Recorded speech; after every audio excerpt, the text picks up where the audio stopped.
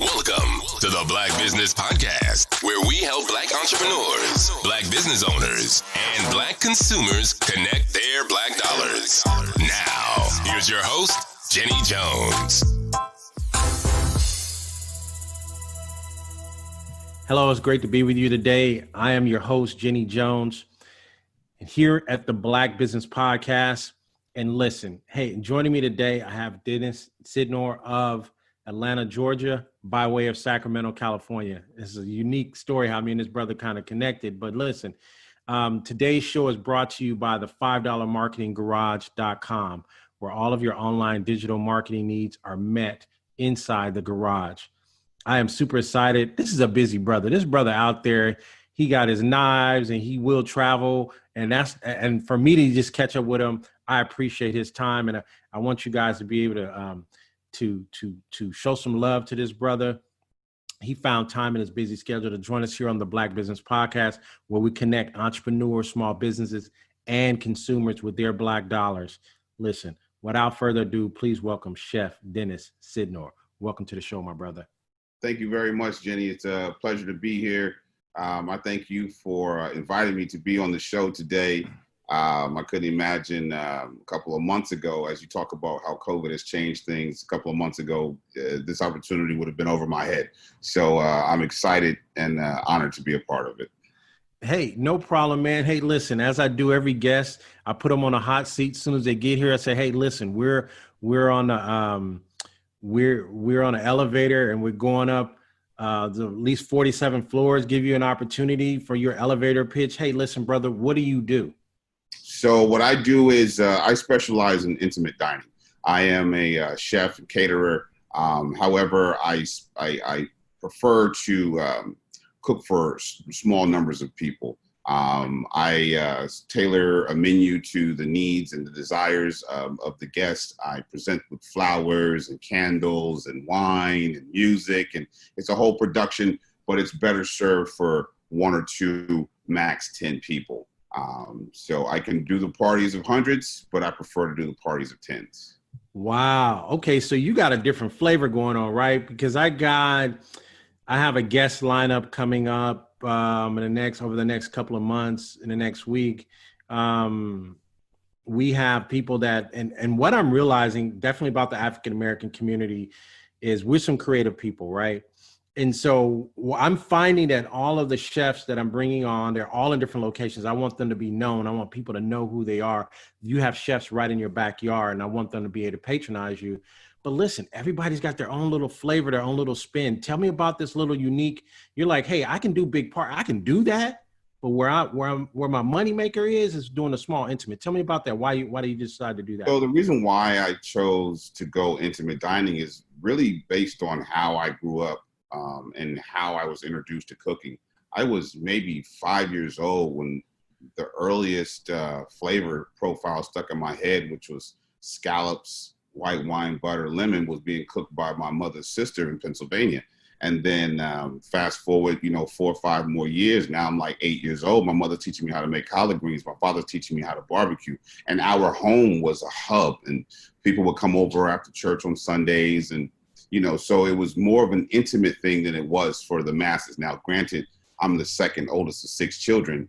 My father's the second oldest of 14. So large numbers are not an issue, right? But I like those times when I could cook for me and my siblings, you know what I'm saying? Or to cook for a couple friends, and it's the pressure is usually on in those situations because generally you're cooking for people that you care about, and cooking for one or two is challenging because your ability to capture an audience, the numbers diminish greatly. So you have to be spot on, right? So I just fell in love with the first bite, right? So and the second bite and just experiencing with people the food that I create for them. So I had the good fortune of working for some great places, man. Worked for some arenas and worked for some baseball stadiums and football stadiums and in Cleveland and in Sacramento and cooked for 1,500 people per game and responsible for, thousands of mouths. And I really just wanted to cook for the staff, I wanted to cook,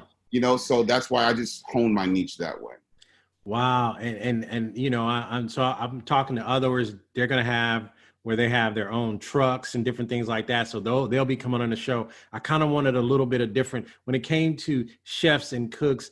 I wanted to get a good flavor of guests to get their thinking and what made them think but what I'm noticing is that now this post COVID arena is we're not dining out as much, right? And I think the opportunity is there. That's why I've been trying to profile a lot of you guys, because I think the opportunity is there to try to have, you know, I know my wife and I, we just had a anniversary and I wish there was an opportunity that we could do some of those things. So tell me a little bit about the COVID challenge and give me a little bit of pre-COVID and then give me a little post. Yeah, give me a little bit of both. So COVID, I worked in a lot of different restaurants, large format restaurants. And then, you know, things were great, right? March rolls around, COVID hits, and, you know, it really just put a spin on the restaurant industry. And I've been in the restaurant industry for 24 years, you know. Wow. Okay. Cool places. I spent 10 years as a front of the house, bartender, server, manager, you know, busser, all of that. And then I spent, you know, the last 14 working in the back of the house, you know. Okay. And so I never thought that the industry would be affected. I always thought that this was a Teflon Don kind of situation, you know, like you take bullets and they bounce, you know what I mean? Like I never stick. I never thought a bullet would stick, right? And then we got hit with the COVID and it really just put a spin on my mind. So kind of the way that I met you was more from the post-COVID. I realized that I needed to work on my personal life. I needed to work on my personal credit. I needed to build my infrastructure so that way coming out of COVID, when we truly are into post-COVID, I would be prepared to strike when the opportunities presented themselves. Okay. And so what I did was I began to also offer the services that I learned for document preparation towards helping people to rebuild their credit. I never thought that I would find something outside of food that I was passionate about, but I did find that.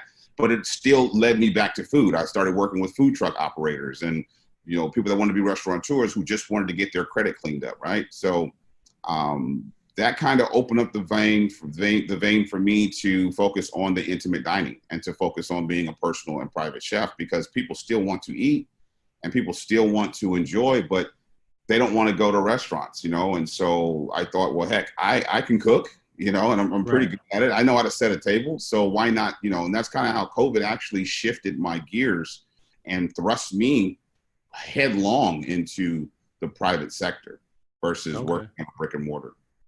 Okay. Yeah, no, that's good, man. That's a good experience. Now, so tell us now, tell the people that are viewing this on YouTube or within our podcast, tell the people a little bit about your background. All right. You didn't just roll out of bed and say, hey, I'm gonna just start cooking. Now you did have a lot of brothers and sisters and all that, and you did some cooking, but are you school trained, or, I mean, can you give us a little bit of background on that? Or yeah. So long story long, I was long story long. I never heard that. The long story short, right? Long story long. I'll give you the full version, right? So I was 17 years old.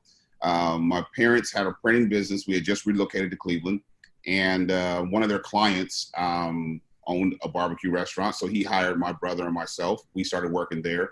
2 years later, some cats was like, yo, is a position open as a host at this restaurant down the street. Come do it, a little more money, tips. So I did it. I transitioned from a cook to front of the house right there, right? It was like 1999, right? Right. So then I spent the 10 or so years at the front of the house, worked my way from host to trainer and became a bartender at several restaurants, food and beverage assistant manager. I began working for the Cleveland Indians as a banquet supervisor and club lounge supervisor for the Cleveland Browns. And then I decided to move back out to California. So go to California, decided I wanted to cook. Nobody wanted to hire me as a cook, so I went to culinary school. I went to Le Cordon Bleu in the Thomas. Yeah, I know exactly where that is. Yeah. Yeah. So it was Kitchen Academy, and when I was the first class to graduate Le Cordon Bleu Kitchen Academy, that was in 2010. Okay. And I had the good fortune of, while in culinary school, working at Grange under Chef Michael Toohey. He gave me a shot as a banquet cook. I worked my way up to line cook after like 2.5 years. I was there 2.5 years total. And during that time of being there, I worked my way up to the hotline. After that, I decided that I would chase the title chef. I was going to chase it. I wanted it, right? So, that's the holy grail of cooking, or? No, it's not. It's just, it was a goal. It was a goal, you know, and some cats are just comfortable being line cooks and they don't want the, you know, chef. I mean, if I knew now what I knew then, I probably would have stayed as a line cook and just left the chef thing alone, man, because it decimated my life to a point, man. It was like the restaurant had me. You know what I mean? Oh, yeah. So it's to whom much is given, much is required, right?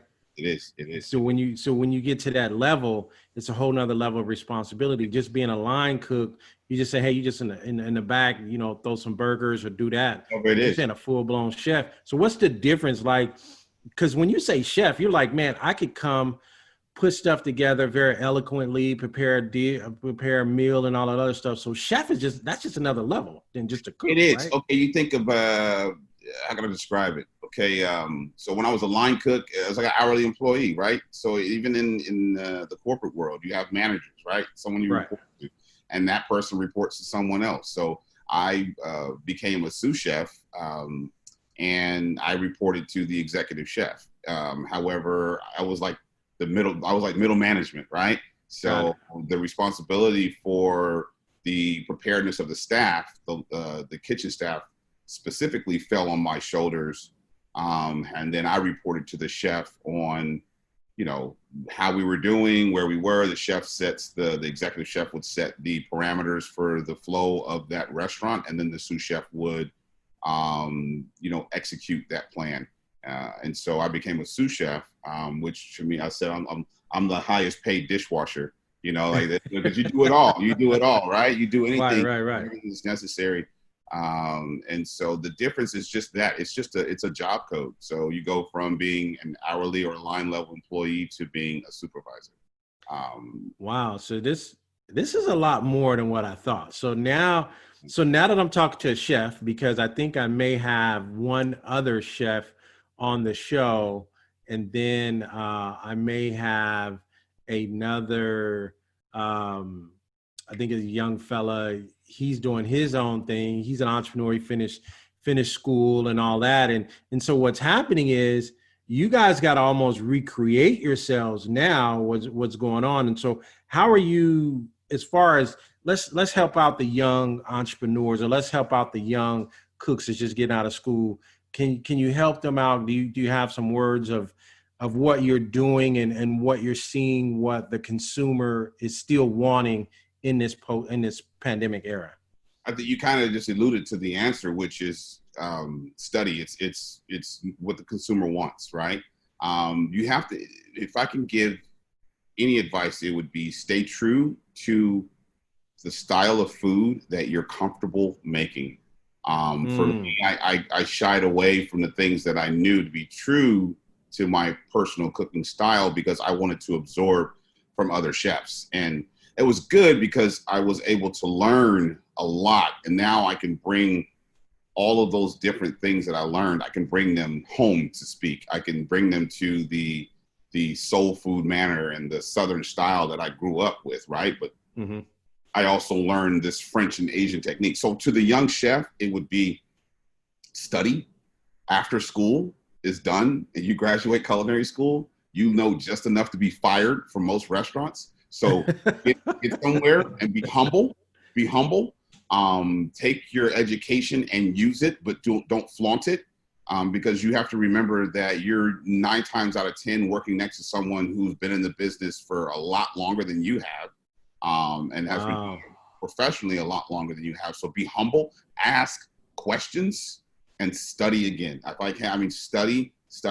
For a chef, where it's an art form, it's a culinary art, and art is evolving, revolving, revolving. So study the history, study the trends, and blend them together with your personal style. Do not lose sight of your own personal style. Wow. So I think that's a good word that you just shared, because you're like, hey, listen, don't try to, like, all money ain't good money, right? I realize that in the entrepreneurship world, you know, some people you get them as a client and you're like, man, I need to fire this person, but I don't know how to fire him, right? So, and there's consumers like this. So consumers don't get offended, but sometimes if we're not matching up or things are not meshing up, I would rather get out of that, give you all your money back, Right. than for it to in this social media world, it could damage your reputation really, really quick. Right. So what you're saying is, hey, listen, if my style is, so your style, what's your core? Where you driving down your lane, you're saying, I don't want to get in that lane. What is your core? What is your style? Live fire cooking, specifically smoked meats, the Southern style. I blend. I'm a blend, man. My style is Southern with live fire cooking. So, you know, it's. So what is live fire? Help me out on that. Wood. Oh, okay. Wood.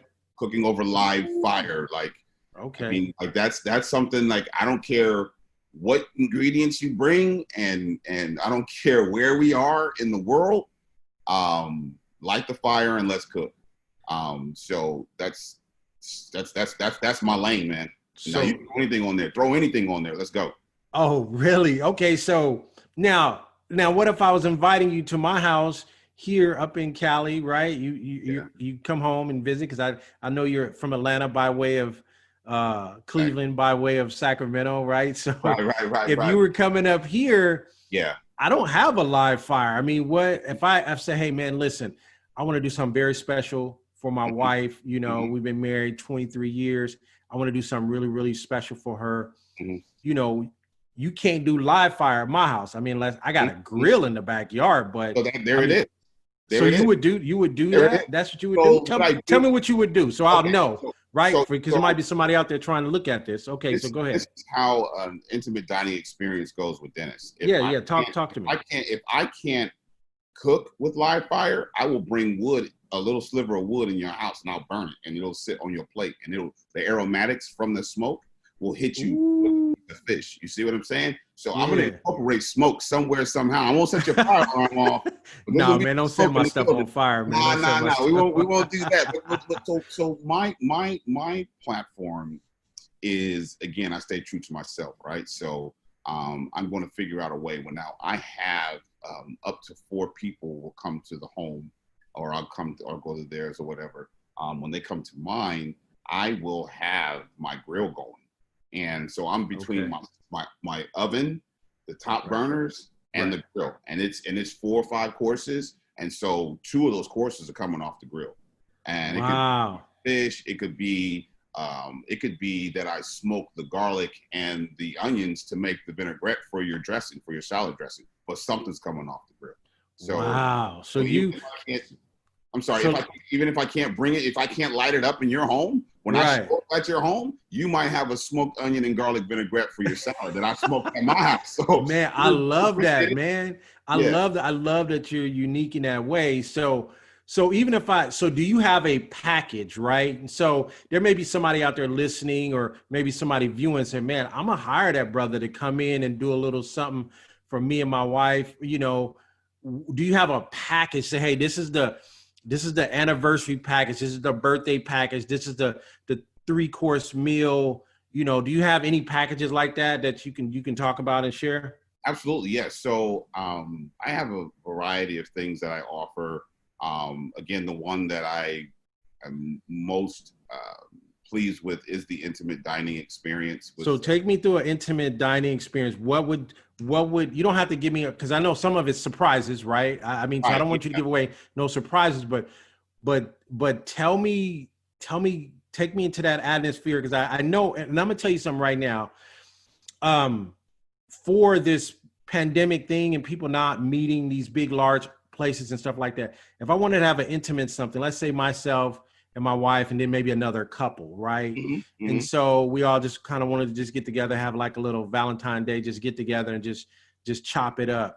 Tell me what that would look like, and talk me through that, and then maybe even give me a little price range too, if you don't mind. So let's just start with this with your example, 4 people. Right.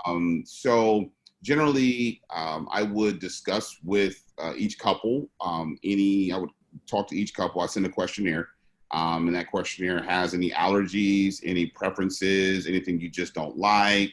any wines that you like, any wines, just things like that. So there's a little bit of information that I gather from you beforehand.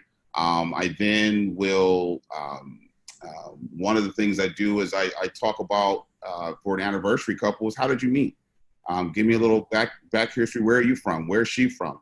And then to your point, one of the surprises is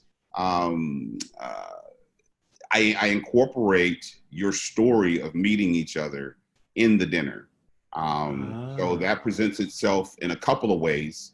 But let's just say there's always flowers involved with the dining with Dennis experience. And the flowers are not just there for looks, but they tell a story.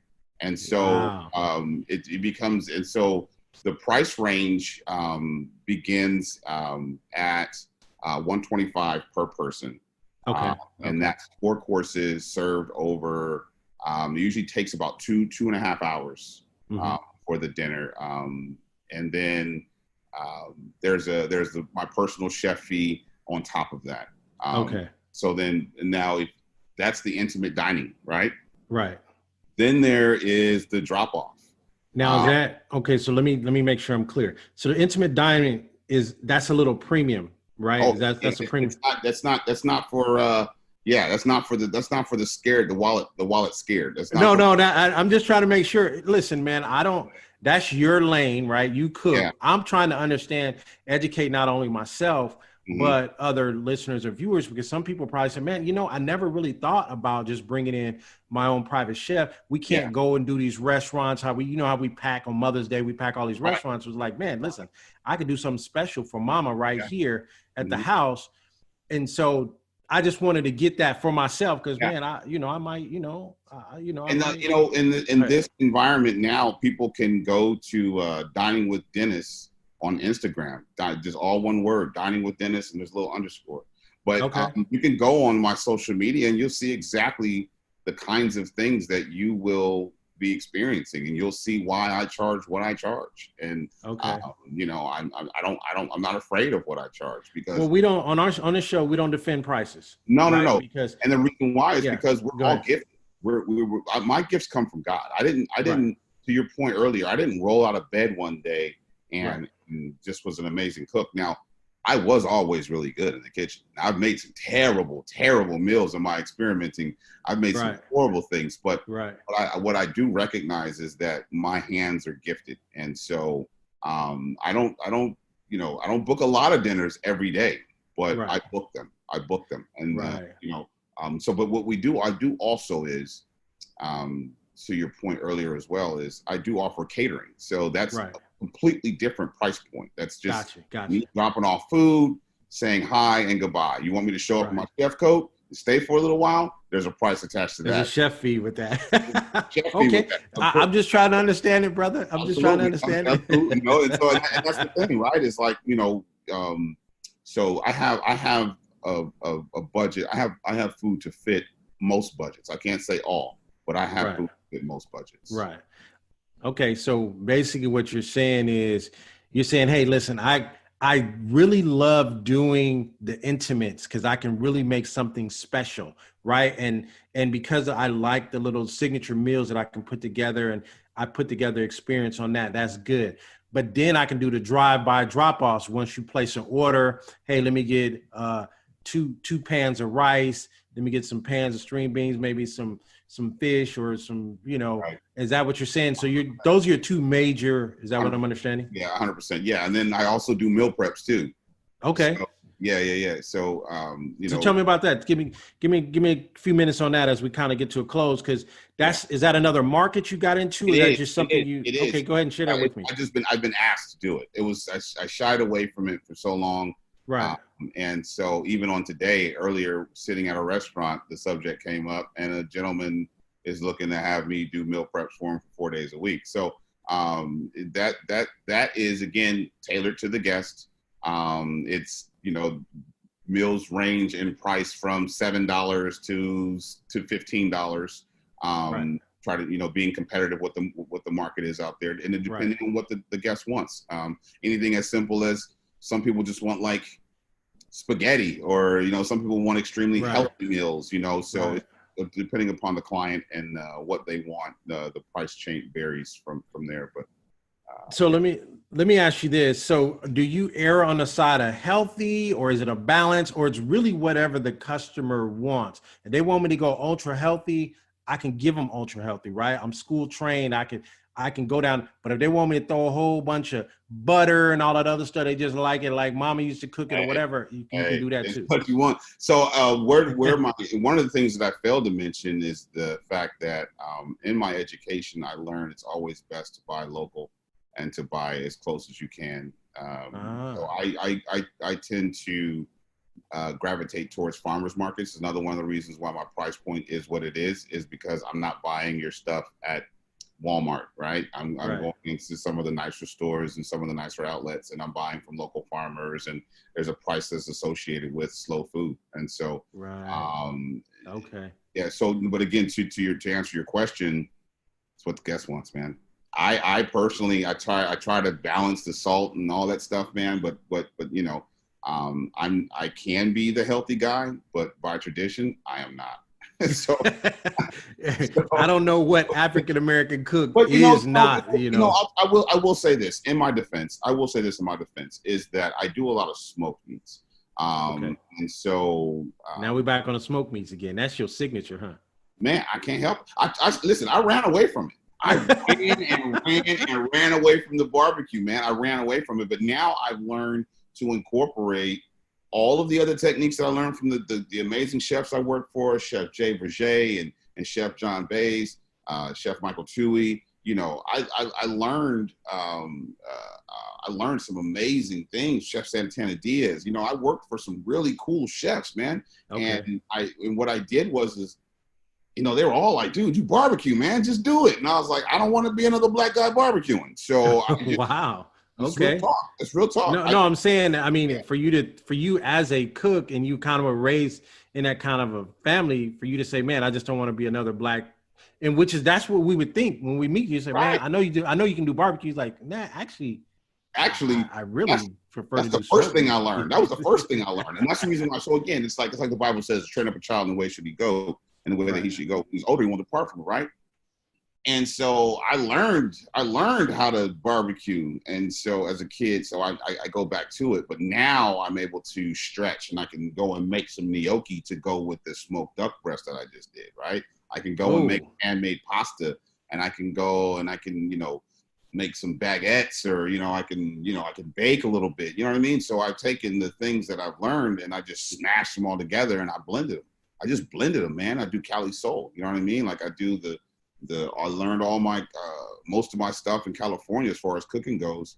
Wow. I learned the soul food in Cleveland too. You know what I mean? And home. So I do Cali soul, man. I smash it, bro. So all of the from what I'm hearing, even from when I'm talking to some other chefs and when I'm talking to some other cooks, man, barbecue in Cali is different from barbecue in Texas. It's different from barbecue in Cleveland. Yeah, I mean, so these are things that I'm not a cook, man. So don't make fun of me, man. I'm not a cook. Yeah. So this is stuff that I'm learning as I'm talking to you guys, as I'm interviewing you guys. I'm learning all this stuff, man.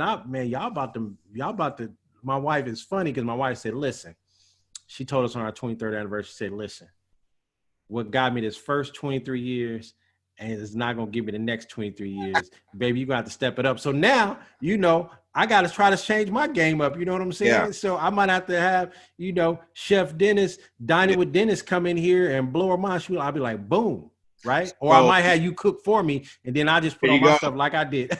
There you go. There's a cost associated with the chef, though. Yeah, listen, you can do a drop off. Nobody has to help, man. I'll meet you in the parking lot down the street. You take it. You be like, all right, now put some of this sauce on. I'll be like, what sauce is that? I don't even know. That's the homemade stuff. I'll be like, I don't know. Man, you know, to a question you asked earlier is this post-COVID. And so out of it, man, I have a YouTube channel that's going to be launching soon. I'm going to be offering Zoom. I'm going to be offering classes so people such as yourself can slot out 30, 45 minutes to an hour at a price. We're still working on that, but I'm leaning towards like, you know, 40, 45 bucks or something like that. Nothing crazy. And then just to book me to work with you, right? To teach you some knife techniques and teach you some basic things. I'll have recipes up for sale on Linktree here pretty soon. I mean, we're really just like in the last couple of months, man. I've really just, like I said, I've just retooled everything that I've done. So I'm gonna leverage all of my experiences and get them into the social realm. So you'll be able to hit up Chef Sydnor, Jen, and figure out something in the kitchen. Your wife will love it. All right, I like that. I like the idea. And here's what I've discovered, even with the people that I've been interviewing and bringing on this platform, because this platform is about allowing you guys to get discovered. A lot of people is like, man, I want to spend my black dollars. But I don't know where the people at. Right. Okay. So now I'm putting this platform together so you can find those people. So that's one excuse you're going to be able to remove. Mm-hmm. But also what I'm discovering is this COVID thing has got us. One thing I will say about us as African-Americans, man, we do not back us into a corner. We are some of the most creative creatures on this planet. Oh, yeah. And I love the fact you said, listen, I got to still keep my cash flow moving. Right. So there are opportunities for me to now start expanding, creating some Zoom classes and things like that. And you hang around me for 5 minutes, I'm already tell you 5 or 6, 7 ideas, because that's just how I mean, most of my guests be like, yeah, Jenny, he can take this and he can chop that up. He can show you how to do this and do all that. So I appreciate you saying, hey, listen, I want to stay in this business. I don't want this business to break me. So I applaud you for being creative and not being stuck. Be like, man, knocking on everybody's door, trying, you need a cook. They're like, man, how we need a cook? There's only 5 people in here. And so now you have to, this platform is going to allow people to hire you, bring you in. Hey, put a meal together for me. And what was that you told me? We had a discussion before. You saying something about we'll travel. Talk to me about that a little bit as we kind of bring this to a close. Yeah. When I asked you that, you was like, listen, what'd you say? When I say, hey man, where can people find you and all that? And you tell me what you said. Sydnor, dining with Dennis. I have my knives and I will travel. That's the I'm coming to wherever you are, wherever you need me to be. I keep my knife sharp. And I keep my mind ready. So, I'm not afraid of traveling, wherever you need me. Let's just talk about it and let's get it together. And let's book it. Now there will be a chef fee though. More than that. I'm stuck on that. No, I'll mess with you. So it's real. Let me ask you some, as I ask all of my guests, right? So this is how I see if people have been paying attention and downloading the podcast and see if they've been growing from other entrepreneurs as well. Mm-hmm. Listen, do you have anything special for our guests or our viewers that I can put once we have this interview, once you go into our online mall for all our other businesses and there's going to be a picture of you or your logo. It's going to have a breakout of what you do, what you specialize in. It's going to have a link to all of your connections and things of that. If someone finds you in our mall, it's only going to be unique for our mall. What kind of deal or special you got? Anything for them? Or hey, because you guys found me on this podcast, this is what I'm gonna do for you. You got anything like that? Hate to put you on the spot, but that's how we do it. I'll give you a vinaigrette recipe. I'll give you that for free. And with that vinaigrette recipe, you'll learn how to make a salad dressing that you can also use the same technique to make a marinade and to make other sauces from. So I will give to your guests free the salad dressing. It's a roasted garlic balsamic vinaigrette with lots of herbs. It's actually like people go crazy over it. So that will be unique to your guests. And if I'm feeling frisky, I'll give you something else after we hang up. I'll let you know. He said if I'm feeling frisky. Now here's what I would like. Okay. Right. What I would like is for you to do. And I'll help you put this together, right? Because that's what I do, right? Sure. So I want you to put together to give us the recipe, but to show us how to actually do it a little. Oh, you want another video demo or something? Yeah, a little 10 or 20 minute, whatever. And we'll post that on there. So the only way they'll be able to get it is they got to actually come. Sure. They got to visit who you are. And then, maybe in exchange for email address or something to follow up with them or something like that. Because again, I'm trying to help you, trying to help our people, trying to help entrepreneurs, trying to help us connect our black dollars. I think that would be nice. And then here's the thing, I'm gonna help you do it, right? Because that's what I do. I like it. And so we'll put that together and hopefully this was beneficial to yourself and our consumers. and other young Black entrepreneurs are out there trying to make it happen. I'm gonna have some more cooks and chefs on here. One of their requirements to get on my show, I'm gonna have them look at your video and see what they learned from that. Yeah, okay. But listen, any parting words for any of our entrepreneurs, small business owners, or consumers? You can speak to any one of those audience, but give me Chef Dennis's signature. You give us something that we can take away when you say, I'm gonna hang my hat on that right there. Give us something for that. One, I think the most important thing now is to be introspective. Start with your foundation. Get your credit in line. If you don't believe in that, your business will suffer. Do the foundation work for your business. Have a business plan. Get a mentor. There should be someone that you are looking up towards, and then find someone else to mentor. So then that way the three of you will hold each other accountable for the success of the group. But dig into your infrastructure, stay true to yourself, write down your goals, write down your visions, and then make them plans and not just goals and not just dreams, but write them down and then create a plan and put a timestamp to it and then execute. Wow. I mean, so you're about the third or fourth guest that came on here and said, hey, write your stuff down. And I tell these young people, man, they're really bad about, I'm gonna start a line, I'm gonna start a clothing line tomorrow. Man, you can't just roll out of bed. You know what happens with me is if I have an idea, I have probably like 5 or 6 domain names that I own. Right.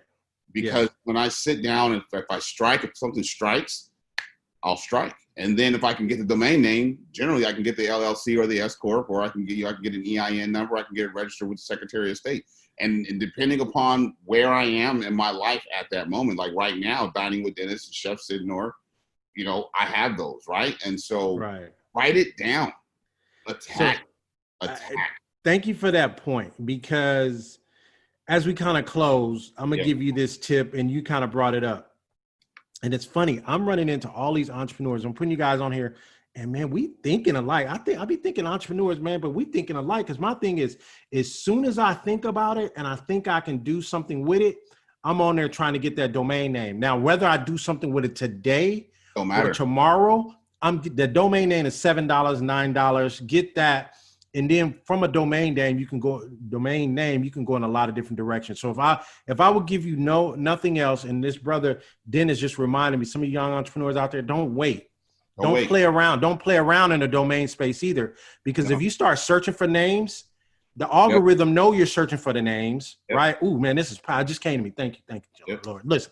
All right, listen. Go ahead, brother. If you're trying to get a domain name and you're searching the this, or people do this, people do that, and then you can't quite find a name, once you find it, get it. Because somebody else is the algorithm knows that you are trying to get that name. Somebody's going to get it. Now they're going to try to sell it to you. Exactly. Please don't ask me how I know.